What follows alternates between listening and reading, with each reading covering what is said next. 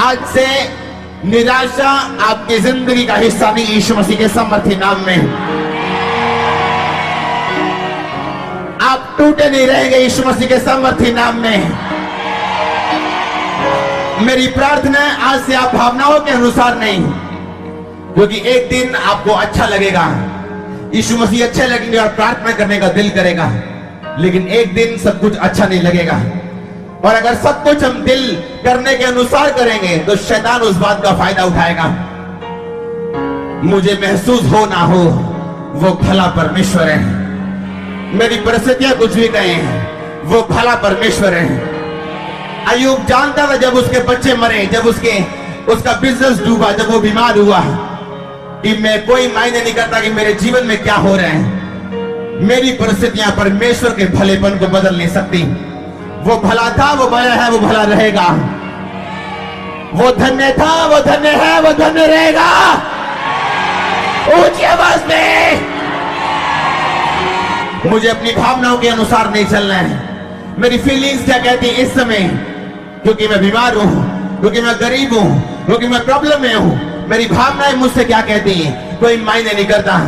Bible का वचन कहता है कि वो मुझसे प्रेम करते हैं। बाइबल का वचन कहता है उसने मेरे लिए अपने इकलौते बेटे को कुर्बान कर दिया है।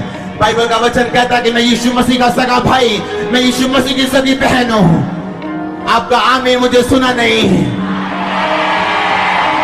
मैंने कहा आप यीशु मसीह के सगे भाई, बाइबल के अनुसार और सगी बहन है, तो आपका चलना कैसा होना चाहिए, बोलना कैसा होना चाहिए।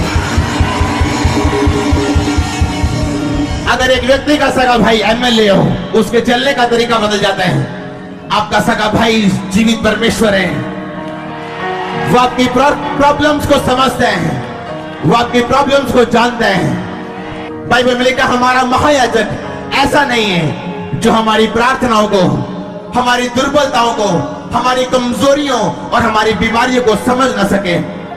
इसीलिए बाइबल में लिखा यीशु मसीह जब क्रूस पे थे, वो बीमार हो गए थे, वो कमजोर हो गए थे, उनकी हड्डियां दिखनी शुरू हो गई थी। जब उन्हें कोड़े पड़े थे, उनका खून बह चुका था, वो दुर्बलता को जानते थे, अब वो बीमारी को जानते थे।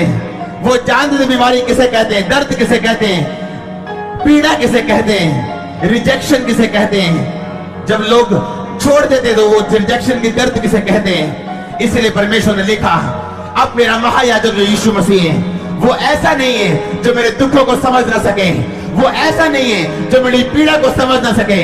बाइबल बताती है वो आपकी पीड़ाओं को समझता है और वो आपके आंसू को पहुंचेगा यीशु मसीह के सामर्थ्य नाम में। जब रिजेक्शन आपकी जिंदगी में आती है, वो दर्द जो परमेश्वर ने सही, वो आपका इलाज करती है। अब आप जानते हैं सब बातें मिलकर भलाई को पैदा करती है जो मसीह यीशु से प्रेम करते हैं। अब आप जानते हैं आपके दोस्तों ने आपको इसलिए छोड़ दिया कि आप परमेश्वर आपको अपने करीब लेके जा सकें। अब आप जानते हैं आपके रिश्तेदारों ने इसलिए आपको छोड़ दिया कि परमेश्वर अपनी योजना, अपनी महिमा, अपनी ग्लोरी, अपनी ताकत आपकी जिंदगी में साबित कर सके यीशु मसीह के सामर्थ्य नाम में। मैं आपको सच में कह रहा हूं वो दर्द इसलिए सही गई थी कि हमारी दर्द का इलाज हो सके। जब लोगों ने कोड़े मारे, सैनिकों ने अजीब अजीब तरह से उसे परखा गया, उसे ताने मारे गए। बाइबल बताती है वो एक एक कोड़ा जो परमेश्वर की बॉडी में पड़ रहा था, मेरी और आपकी बीमारियों का इलाज हो रहा था उस समय 2015 साल पहले। वो ऐसा परमेश्वर जो हमसे इतना प्रेम करता था कि हमारे आने से पहले इस दुनिया में हमारी चंगाई का इंतजाम कर दिया गया, हमारी बरकत का इंतजाम कर दिया गया, हमारी अमीरी, हमारी आशीष का इंतजाम कर दिया गया। आज मैं घोषणा करता हूं इस स्वर्ग के नीचे आपकी फैमिली के ऊपर एकता आपकी फैमिली का हिस्सा हो यीशु मसीह के सामर्थ्य नाम में। आशीष आपकी जिंदगी का हिस्सा हो यीशु मसीह के सामर्थ्य नाम में।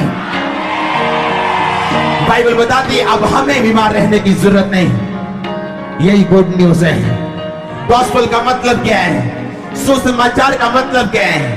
उसका मतलब ये है तुझे कर्जे में रहने की जरूरत नहीं, तेरा कर्जा ही माफ हो चुका है, बीमारी में रहने की जरूरत नहीं, तेरी बीमारी जा चुकी है। तुझे गरीब रहने की जरूरत नहीं, टूटा रहने की जरूरत नहीं, क्योंकि परमेश्वर तेरे लिए टूट चुके हैं, तेरे लिए गरीब में पैदा होके अमीर हो चुके हैं। ये गुड न्यूज है और ये आपका हिस्सा यीशु मसीह के सामर्थ्य नाम में। कोई मायने नहीं करता आप क्या हो रहे हैं, लेकिन मेरा विश्वास है बाइबल जो कहते हैं अपनी जिंदगी के लिए नहीं, आपकी जिंदगी के लिए भी हर बात मिलकर भलाई को पैदा करते हैं जो मसीह यीशु से प्रेम करते हैं, जो मसीह यीशु से प्रेम करते हैं, जो मसीह यीशु से प्रेम करते हैं, अर्थात जो उसकी इच्छा के अनुसार बुलाए गए हैं। हर बात मिलकर भलाई को पैदा करते हैं। मैं भलाई की घोषणा करता हूं आपकी जिंदगी के ऊपर यीशु मसीह के नाम में।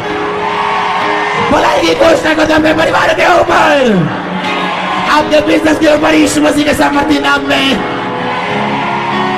आज मैं परमेश्वर का दास होने के नाते उस आत्मिक अथॉरिटी को लेता हूं जो परमेश्वर ने मुझे दी है, और मैं आपकी जिंदगी में घोषित करता हूं, डिक्लेयर करता हूं, आज सब बातें मिलकर भलाई को पैदा करती हैं आपकी जिंदगी में यीशु मसीह के नाम में।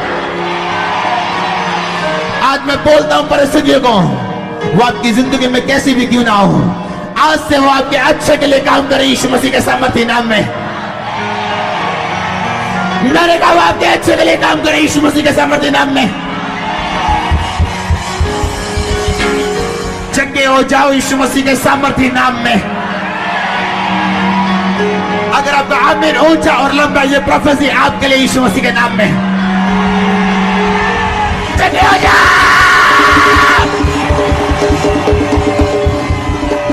चंगे हो जाओ,